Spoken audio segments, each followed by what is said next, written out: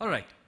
This chart tells you about the kind of investments that are happening from a construction perspective in industries that directly relate to the chemical sector. About $770 billion worth of investment is going to happen until 2020 in the countries of the Middle East.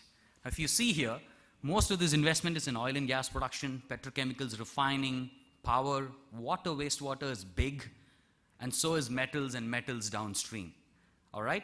Now, the chart below tells you that when it comes to oil and gas production, most of these investments are happening in countries like Iraq, in Saudi Arabia, in UAE. Power, of course, Saudi Arabia is leading the pack. When you talk about petrochemicals and related chemicals, Saudi Arabia is again leading the pack. I'm going to give you examples of what are some of the major developments that are happening in Saudi Arabia. There are a lot of joint ventures, multi-billion-dollar joint ventures that are being set up in Saudi Arabia. But this just tells you that over the next 7 to 8 years, what is the level of investments that are coming up across these sectors? Clearly, there's an intent. Every country there has a vision. There's a 2020 vision, there's a 2030 vision. And I've been living there for the last 6 years now. And from the time when I moved there to now, I can tell you about the number of clients that have exponentially increased in terms of coming to us telling us, hey, you know what, this feedstock is coming up in the Middle East. Can Frost & Sullivan help us identifying products that can be manufactured and sold using these feedstocks that are attractive to us? And I'll give you examples of those. Clearly, the kind of investments are about a 50-50 split between GCC and non-GCC. Non-GCC primarily led by Iran and Iraq. So what's Middle East's contribution to the global chemical industry today? The global chemical industry, I'm sure there might be slight variations here and there in figure of, I'm sure you have a lot of access to published data, but our analysis tells us the global chemical industry is about just over $4.6, $4.7 trillion. This also includes pharmaceuticals. Middle East today only constitutes 4%, all right? This is production output of the chemical industry. Middle East constitutes just 4%. This is going to increase in value to almost 7 trillion by 2020, and Middle East share still remains 4%, but of course, it's bigger in terms of quantitative value. If you see, clearly, Asia Pacific is increasing its share, so Asia Pacific will be the fastest growing in terms of chemicals production output. Middle East and Africa are a close second. Here I've included Middle East and Africa. If you see, the overall chemical industry in Middle East and Africa is about $175 billion dollars today, rather in 2011 period, and it's going to increase to about $263 billion by 2020. You can see the growth rates in the bottom half of this graph. Asia Pacific is growing at about 6%. Middle East and Africa are a close second at about 4.6 to 5%. Clearly, as you can see from those donut pies there, the share of Asia Pacific is increasing. The share of Europe and US are clearly decreasing. There is a whole level of investments happening in Asia Pacific and in the Middle East, and we'll talk about it.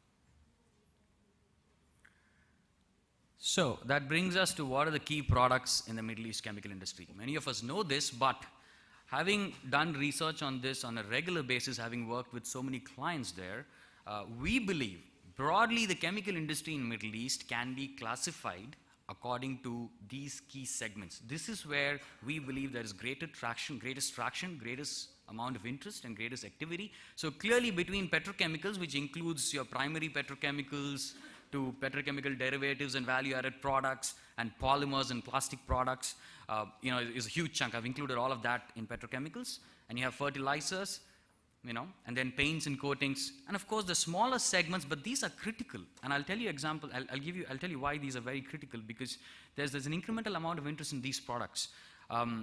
Although they only have about a 1% share of the overall industry value, is about 160 billion.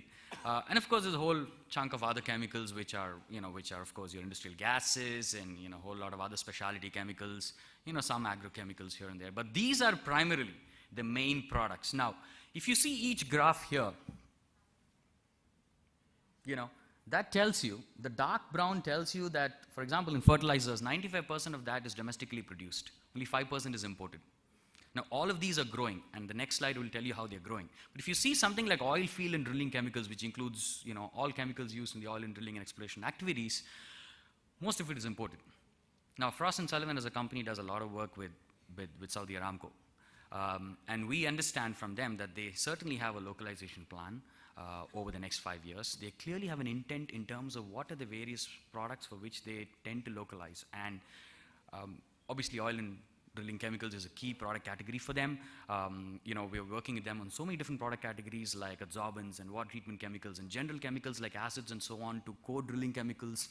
There is an increased intent from their end to attract investments so that these products can be made locally. And clearly one of the opportunities lie in oil field and drilling chemicals and also in water treatment chemicals, given the fact that the usage of these chemicals is really going to grow over the next 7 to 8 years in the Middle East region. Let's see how that grows. We expect this market to grow from about 160 billion to about 220 billion by 2020. It's again going to be primarily petrochemicals and fertilizers. Now, petrochemicals, on the other hand, it's not. Currently, there are about 10 major products that are manufactured in the Middle East, all right? But a whole set of new products are going to come into the Middle East, which provides opportunities, for companies here to partner with Middle Eastern companies, and also the kind of end-user growth rates that we see in major segments like construction and packaging, in the Middle East. That's going to provide a whole lot of opportunities for companies here to supply these products there in the Middle East. And there's various advantages of doing so. We'll talk about that as well. But primarily, it's going to be fertilizers and petrochemicals. Petrochemicals, as we can see, is going to grow at a rate of about 8 to 9%, followed by fertilizers and so on and so forth. We all keep hearing about this Qatar World Cup 2020, 2022, and then Dubai has recently, about a month ago, won the bid to hold the Expo 2020. Well, there's a lot of hype and hoopla around these, but I can tell you for one thing, that all construction activities are not necessarily just geared towards these events. There's a whole lot of infrastructural developments that are happening there, which require paints and coatings and additives and adhesives and grouts and you name it. And in the last few months, we've had so many companies come to us, asking us to do some opportunity analysis on a lot of construction chemicals and materials and building technologies and so on. So that's another area where we see tremendous growth. I'm not going to spend time on this because we all know what are the key drivers. I've spoken about some of them already in terms of end-user industry growth. One thing that I'd like to point out is,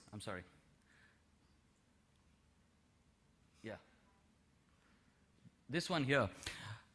Middle East, like I said, there is a strong intent towards diversification and also in-house consumption. So today, we all know about Sadara Petrochemical Company. It's a 20 billion joint venture between Dow and Saudi Aramco, right? That's being set up in Middle East, in Saudi Arabia. Now, there are companies who've come to Frost & Sullivan and said, hey, you know what? Sadara is coming up with new feedstock that's coming out for the first time in the Middle East. Can Frost & Sullivan help us identify products that can be made from this feedstock?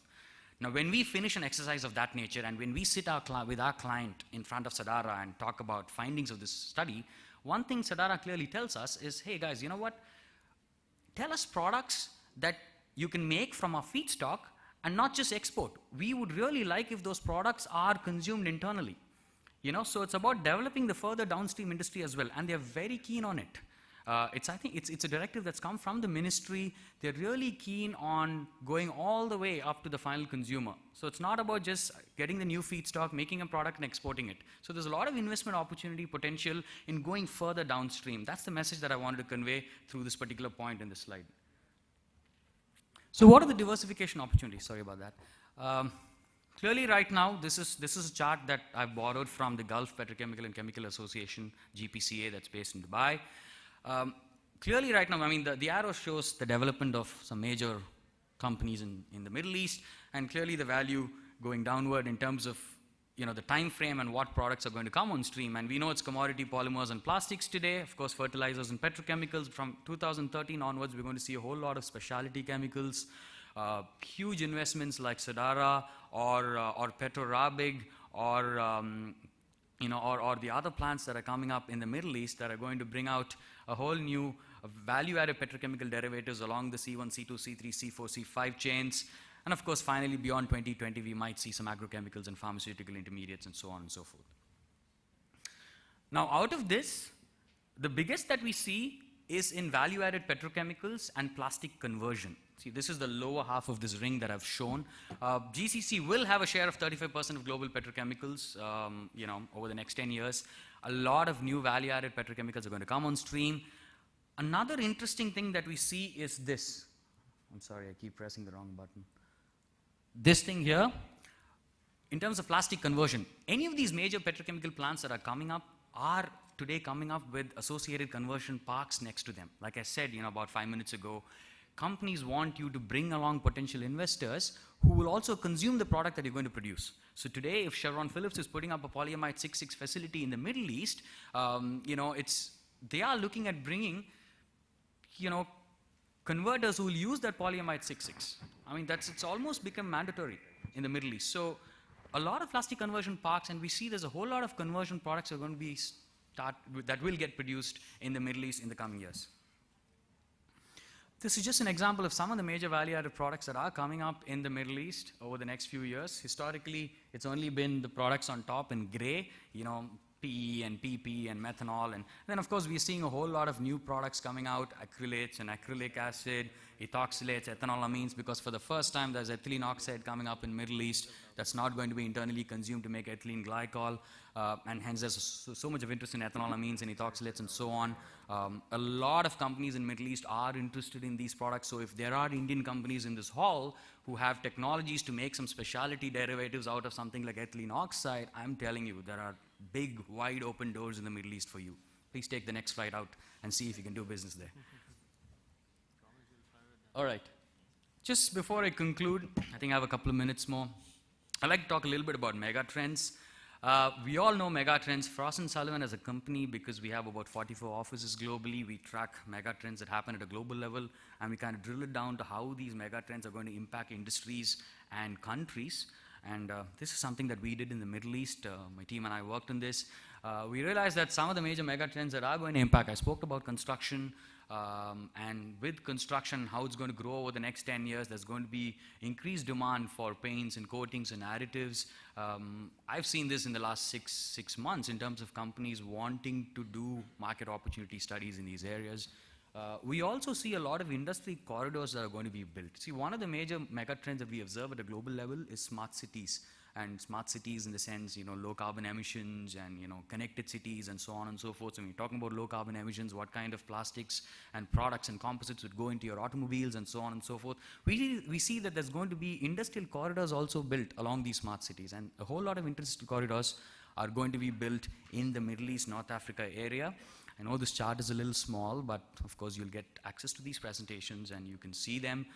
Some of the major industrial cities that are being developed within the Middle East region are the ones mentioned here. You have Jubail Industrial City 2, where the $20 billion Sadara chemical company is going to come up. The manufacturing plants are going to come up. You have a whole lot of other industrial cities in the western region of Saudi Arabia and Yanbu, in Iran, and so on and so forth. And one of the other trends that we also see is in terms of technology trends. I mean, these are different ways. I'm not going to spend too much time on this because these are different ways that we see Middle Eastern companies getting access to technology. It could either be by buying out a company and therefore they get access to the technology, or it could be a huge joint venture, or it could be incentivizing foreign investors in terms of tax holidays, in terms of duty-free import of machinery and equipment, in terms of opportunities for their staff and so on. So there are multiple ways in which Middle East companies are getting access to technology. I mean, we all know it's no secret that Middle East has a huge feedstock advantage, but they do partner with global companies when it comes to technology alliances. And these are multiple ways in which they've been doing over the last few years. Maybe we in India could take a cue. And they are open to partnering with Indian companies who have indigenous technologies. There are so many Middle Eastern companies who come and ask us, hey guys, do you know companies in India who have this specific technology? So they are open to it, and that's an opportunity for us sitting in this hall. Lastly, this is just a snapshot of some of the major technology trends that are happening. Technology partnerships that have happened in the recent past. In the Middle East, I spoke about Dow and Saudi Aramco, which is Sadara, and a whole lot of other partnerships as well. This slide, before I end, is just an example of how a lot of European chemical companies are kind of moving eastward towards Asia. I mean, the graph talks about European chemical companies' positioning and the overall market attractiveness. So you see the bubble there about China talks about European chemical companies that are present in China. And they are present in China because there's a huge market attractiveness. and their positioning is increasing in China, whereas it's decreasing in some of the other regions. Middle East and India, for example, fall under the rest of the world. So what I'm trying to say, the message I'm trying to say is I think there is an increase, and we also saw this as to why manufacturing output out of Europe is probably going to decrease a bit, and it's going to increase in Asia Pacific and the Middle East region. This is probably a sign of that. And of course, a whole lot of global companies that are already present in the Middle East, and they are definitely open to a whole lot of Indian companies who have indigenous technology and whom they can partner with effectively. So last slide on conclusion. Just this, rather than points, I thought I'll just put it together in terms of the key messages. Clearly, there is a $1 trillion increase in GDP growth up to 2020 in the Middle East region. We're talking about investments of $770 billion that I spoke about in petrochemicals and refining and so on. Value-added petrochemicals is the name of the game. They want to move. I mean, we have companies coming to us and saying, Ministry of Petroleum in Saudi Arabia wants to allocate gas to us only if we manufacture further downstream products. And these are polypropylene companies who come to us and say, hey, can you then help us identify opportunities for PP compounds, for PP nonwovens, for geotextiles? Because we don't want to increase our polypropylene capacity, but we have to go further downstream. So there's a hard pushed intent, from the Middle East industry on these aspects, and clearly the industry is going to grow. So there is an opportunity, it'll be great if we try and tap into these opportunities to achieve some sustainable growth. Thank you so much. Thank you, Mr. Karangle and your team. It's a pleasure to be here. It's great to always come back to India. Home is where the heart is, and I love being here. Hope you all have a great time over the next 2 days. Thank you so much for this opportunity. Thank you, Vishnu. I think the last couple of slides and your presentation, I'm just wondering whether it's worthwhile getting all that value-added downstream products from Middle East into India, or are we better off just exporting some Indian citizens into the Middle East and increasing their domestic consumer base, because that's one thing they're short of. It might sort out a whole bunch of things.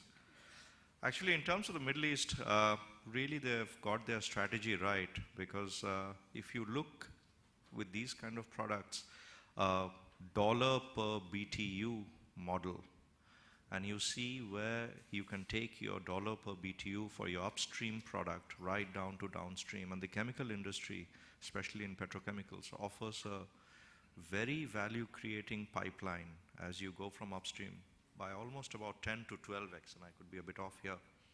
And I'm sitting next to someone whose company is a master at this. But that's really the approach that's driving what they're doing here.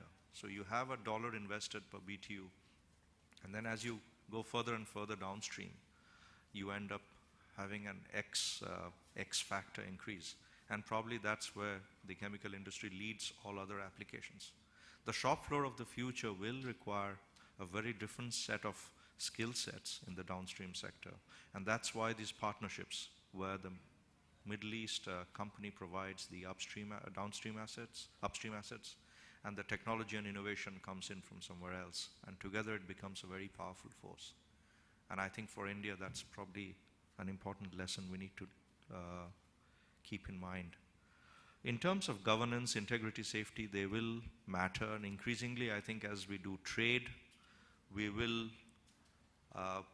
trade is probably a better way to incentivize others to think along your lines, to sort of fall into some of the practices that are there.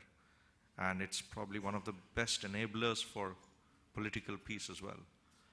We all have issues with China because of their cost competitiveness, but when you're tucking into your Hakka noodles, you don't feel bad about the Chinese. And so I think trade is a good way to even work on a larger agenda of international peace, etc. Taking us to China, we have a quite an interesting topic. China chemical industry vis-a-vis global chemical industry. I'm glad the pennies dropped. We used to always say China chemical industry versus Indian chemical industry. I think this is the right comparison. Dr. Hariharan, over to you.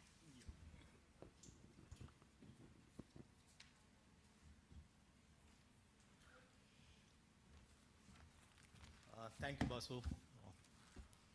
It's 12:25 now, nearer to lunchtime. I'm going to talk of three things based on my presentation. Yep. Okay. There's a lot of gyan I can give you on the graphs which is going to appear there. Then I can take you to something which is happening on the 5-year plans, continuing on the 11th 5-year plan to the 12th 5-year plan. Those of you guys who have read today's Echo Times can switch off their minds because what the PM has told is all there, what China is going to have. Okay, then I am going to talk something which is usually, wherever I go to talk on China, the one thing they ask is, how's the system there works? So it's good. Mr. Wright is here. I'm going to talk about the political system there and how the decisions gets made and implemented, which is the key part. Okay, this is the broad agenda I'm going to talk. I'll skip through the top part, which is the lot of graph, which you can go into the net and pick up from the CEFIC website of where Chinese position is no longer. Okay, I'm not audible. Okay. The second one is I'm going to talk about the 12th 5-year plan, which is in continuation from the 11th 5-year plan.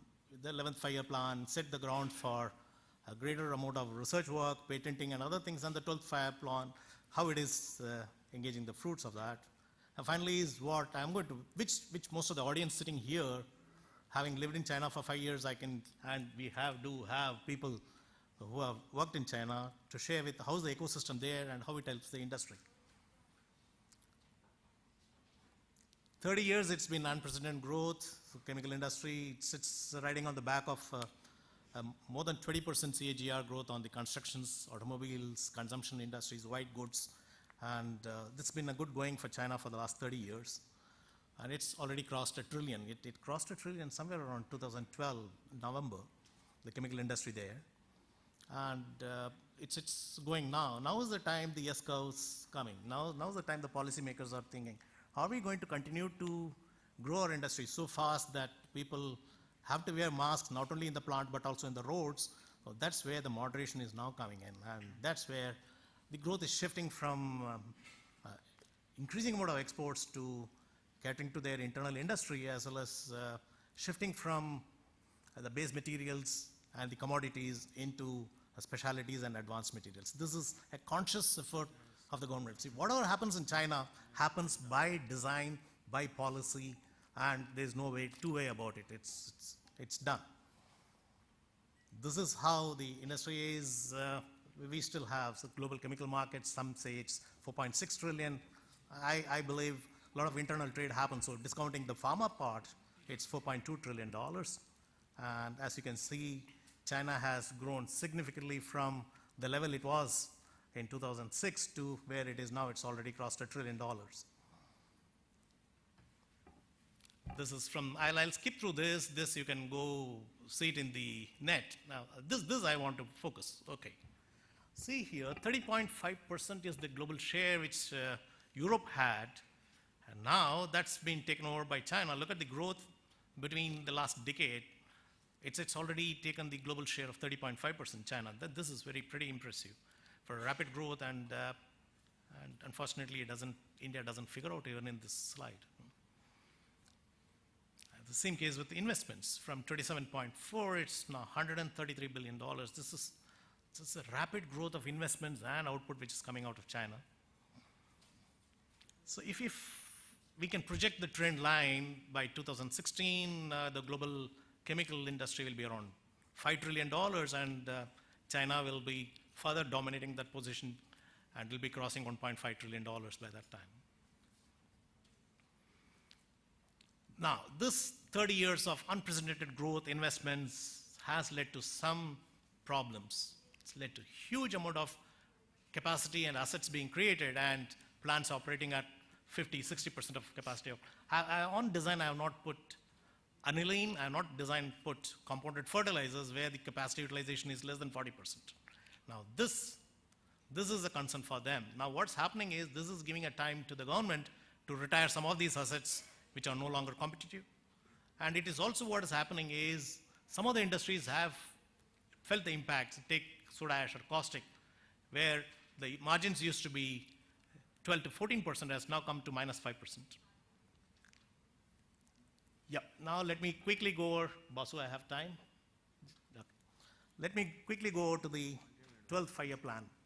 As I told you, Chinese policy and government and many of the majors or state-owned enterprises, they work on a clearly laid down policies and programs. And we are in midst of 12th five-year plan there. And government does design everything there. It's a single party, so they have their economies and policies sets for every aspect of human life there. Be it food, be it energy, be it water, be it oil security, education, healthcare, urbanization, everything is controlled there. If you look at the Chinese growth story from 78 when Deng Xiaoping opened the economy, you can clearly see 3 decades and 3 eras. That's Deng's, then Jiang Zemin's, then Hu Jintao's era. The first one was the reforms and opening up, where it was a controlled FDI, like in 91 when we went through that. Investments scattered to the booming domestic demand. Then in the next era, which is the next decade, is the foundation building. MNCs were allowed to invest, and they were allowed to export the products that came out of their plants. JVs were allowed. This is the time when a lot of emphasis on technology development, a lot of emphasis on technical universities and patenting and research and development happened. Chemical parks came up along the eastern rim of the country. Refineries came up, and a lot of chemical clusters got started at that period. 2010 to 11, this last decade was the year of abundant growth. A lot of all the new Chinese giants, take it Sinopec, CNOOC, and the newer ones like Ryzen, all of them grew in this period of time, which is of great exports, and the entire economy grew. The current 12th five-year plan, this is 2011 to 15, is the time in transition. And today's Echo Times article, where the Prime Minister says they are going to be moderating the growth, is what it reflected in the articulated to. This came into effect on March 2011, this plan, and it clearly has identified 7 key segments which they want to grow, of which 4 have an impact on the chemical industry, which is the new energy, the new materials, new energy automotive, which is on the propulsions, and energy saving and environment protection, which right now is taking the key criteria in any policy decision, either retiring assets or giving consents for putting up new plants and geographical spread. These plans, the government has now decided that the growth they have achieved, all the populations are touched, and it has become from a low income to a middle income country. Now this is the time they want to improve the quality of the life. So there is a visible shift from quantity to quality which is happening in China now. And also what's happening is there's a great disparity. When I was living there in Zhejiang province, which is in the eastern rim, it was growing around 22-24% year on year. And you had the interiors start from Xinjiang to Sichuan and other provinces, Henan and other things which are not doing well, which are still rural, still outdated agricultural economy there. Now there is a conscious decisions. Now you find first the electronic industry moved to Chengdu, and most of the software and electronics and the tablets industries moved to Chengdu now, and also away from Guangdong region into the middle. Now the chemicals are moving into Inner Mongolia, it's moving into Xinjiang, and this shift from the eastern rim to the middle and western part of China is happening. This again is a stated position of the government that they want to make China a cleaner and greener, because we do see in our newspapers and in television people wearing masks. The amount of pollution in Beijing and other cities are becoming too much, so there is a conscious effort to clean up. It happened for a small time before Beijing Olympics. Now it's going to happen continuously. And again, there is a clear shift in their energy dependent away from the gas, and which is a huge import bill. Even though they have good oil reserves, there is a clear energy difference, and nuclear 40 gigawatts, solar and wind 90 gigawatts is the aim which they want to set up in this plan period. Then again, they are all now, see, if you look at any country, Chinese overall chemical production, much of their specialties is dependent. So the split between the specialties and the base chemicals, the specialties was making only 42 to 43% of it, which is not a good sign compared to Germany, which are in the upper 60s. So now there is a conscious decision to increase specialties and advanced materials manufacturing in China, and toning down the capacities and the permissions given for the base materials. And this is happening. Now, this is going to change a lot. Now, it's going to, most of the JVs, most of the MNCs investments there will be in this area. And increasingly what is happening is China is now stopping exports of rare earths.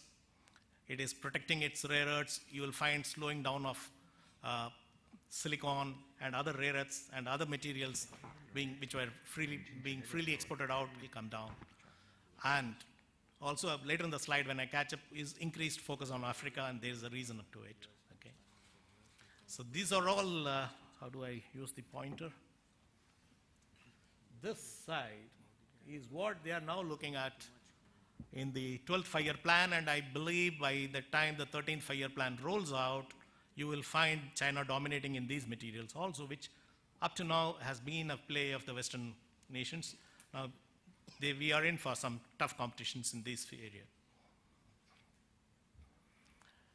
What started in the 11th five-year plan was the increased focus and investments in technical universities and having hundreds of thousands of Chinese young engineers go to US, come back, and increased in chemical engineering field. Now, that is getting reflected in the amount of R&D spending which the government is doing there.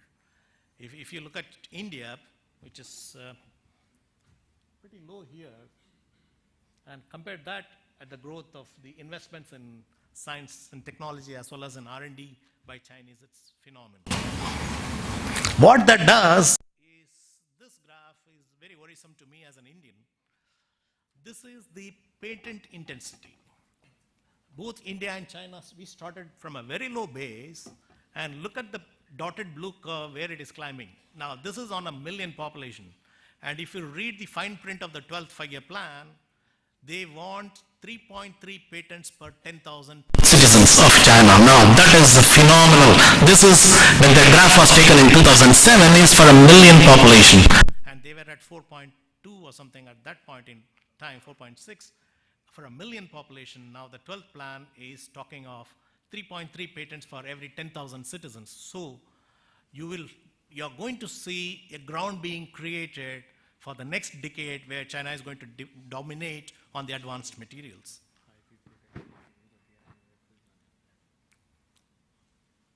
This again was mentioned by Sillard on energy security. See, one of the policy and the directions of the Chinese government is to ensure that it is fully secure on its energy needs. And they have a huge reserves of coal, and a lot of C2O plants are coming up. In fact, 6 million tons per annum of ethylene they expected from the C2O plants there. And this, you can find the coal reserves right from the outer rim of Inner Mongolia to Henan and Fujian provinces. One of the challenges they have is having water there. And that's the reasons, one of the things which will have. Now, people no speech is complete if you don't include shale gas. Now, this is one area which Chinese are interested, but unfortunately for them, their shale gas reserves are 4 to 6 kilometers deeper than the earth compared to the 2 to 4 kilometers in US. So the cost of extraction and the cost of fracking and getting the material out is going to be $10 per MMBTU compared to $4. And Americans are already crossing the learning curve, whereas Chinese yet to start the learning curve. The good thing is Chinese government is investing a lot of money, investments into this, a lot of money into the research, and a lot of money into explorations. They want 12 to 24 million tons per year of gas by 2020, and I believe, given the Chinese way of doing things, I think it's very realistic. Given the huge amount of water they need for fracking, still it's going to be a realistic target.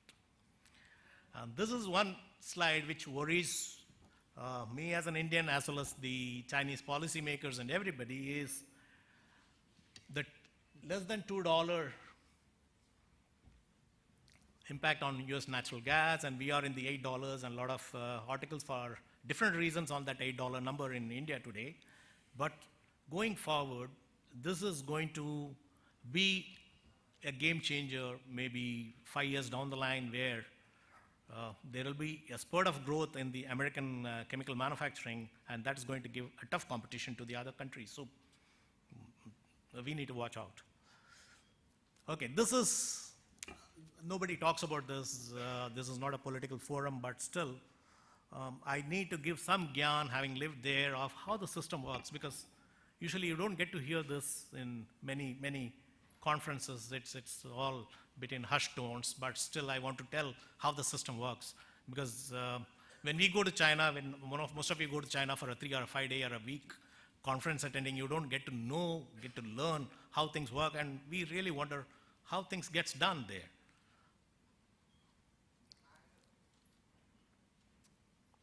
See, China is a huge country, 31 provinces. You have the CCPP controlling everything out there from Beijing. You have 2,800 counties, 650 cities. Now, when I mean a city in China, you should take the size of Ahmedabad or Bangalore as a benchmark. Now you have 650 Bangalores, and bigger than Bangalore's and Ahmedabad's there. 12,300 towns. The town is the size of a Thane, and 29,000 villages. Now, India may be more in villages, but these are, a mini town in India is what a village there is. Okay, and it's a one-party authoritarian system, highly flexible, entrepreneurial, and very, very internally competitive. It's a decentralized structure, it's very pragmatic and very realistic, and they quickly adapt to the emerging changes and the needs of the times. It reaches out and impacts the entire population of all Chinese, including the Chinese who are living in Hong Kong now. Counties compete with counties, cities with cities, provinces with provinces in attracting investments, and in the race to the economic growth, all as given in the guidelines in the 5-year plans. And what is the outcome of this political system? It's a need for rapid economic growth. And what that has done is made the politicians more entrepreneurial. And when somebody says it's a communist country, I sometimes really wonder, is it? Because it's very capitalistic in its mindset now. The Chinese system is structured to produce results. It recruits and promotes the best entrepreneurial talent in the government. It's disciplined, entrepreneurial, competitive, village level, county level, provincial level, city level officials and mayors. And if somebody doesn't perform, like the ex-railway minister or Bourget-Lai, they're out. And these guys run their SOEs in a way a modern CEO runs our companies. And most of them are well educated. If you look at the current leadership team, Xi Jinping and Lei Qiang, they are 55 to 58, so they are less than 60. This is the first time you are having a Chinese leadership which is less than 70. So there is a change happening, and with the young leaders coming in, their true need and their motto is to make wealth and power to reflect Chunghua. Chunghua is, the Chinese call themselves Chunghua. Chunghua is the Middle Kingdom. The Chinese culture is, and the mindset and the psyche is, Chunghua is the Middle Kingdom, all the other countries and others are around it, we are of the center of the earth. That's the concept that's been there for 5,000 years of their culture. They sustain by securing energy resources and importantly water. So whatever we read about Brahmaputra is, you need to keep in mind that it is in their reductant. Water is a critical element in their policy making. And they are now securing energy, mineral resources. The increased amount of Africa focus and the investment more than $100 billion into Africa is to secure the mineral resources. Come 20 years down the line, this is water and mineral resources will be determining to the country's success. And securing protection from export blockade, and you will always find when dealing with Western nations or in UN, they take a very, very quiet, calmer view. They are not antagonistic, they don't fight over, and they do not want costly entanglements. The only recent costly entanglement they would have had with China in South China Sea or with Japan in that island. Otherwise, you will find them to be very, very careful in their dealings. What this ecosystem has on all the state-owned and some privileged private-owned enterprises is they get a speedier allotment, be it land, be it other clearances for projects, preferential funding arrangements for all credit lines, because behind every Chinese SOE and a POE is a silent, strong bank supporting them, extending credit lines and preferential. And there itself, we get beaten. When I go and take a working capital interest at 13 to 14%, and I see my competitor getting it at 4 to 6%, there itself beats us. Full grants for R&D, technology, and link with universities. Most of the universities have links with the industry there, and their research work is not academic, it's more focused towards growth. Basu, and my time? Okay. For China, yes. Oh, yeah. And trade and export promotions, you will find an army of Chinese exhibitors whenever there is a conference in India or a trade exhibition here. It's heavily financed by the Chinese government to go out and gain knowledge as well as to compete. There is a talk of increased control on pollution control levels and all, but if you're in China, you will realize if you're a unit in the interiors, in the western part or in the middle of China, the local county officials are a little relaxant to you because you have not spoiled the pollution levels there as much as what has happened in the Eastern Rim. And easier access to raw materials and source of energy, that's it. This is a slide I love to leave you with. China is all about agility, speed, and execution. You know the girl in the middle, that's Nadia Comaneci. And the girl, she's the one who got the 10-pointer for the first reverse flip on the beam. And the girl on the right, the Chinese girl, did triple reverse flip on the beam at 6 feet height. She won the gold medal. This is in Athens. And she came from Zhejiang province in Hangzhou, the city I stayed. And you know what? In Beijing Olympics, she was not even cleared in the selection trials. That's the speed with which they go. Thank you.